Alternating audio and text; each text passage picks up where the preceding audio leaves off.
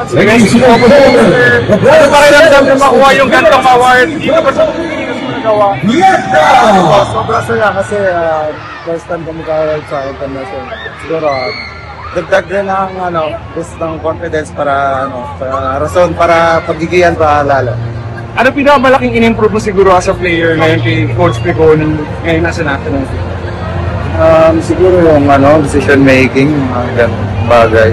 Kasi parang mas nakokontrol ko na yung mga errors ko at saka nagiging matured na rin sa pagdating. And pagdating sa World Championship ngayon, wala pa si Mark, wala pa si Brian. Paano mo lang kinahandle yung pressure din siguro na may mas malaki kang responsibilidad din para sa national team? Siguro patuloy lang sa pag-improve kasi alam ko babalik naman sila pero kung sakali naman na hindi, ready naman ako para mag-perform at para tulungan yung mga teammates ko tulungan. Pinas.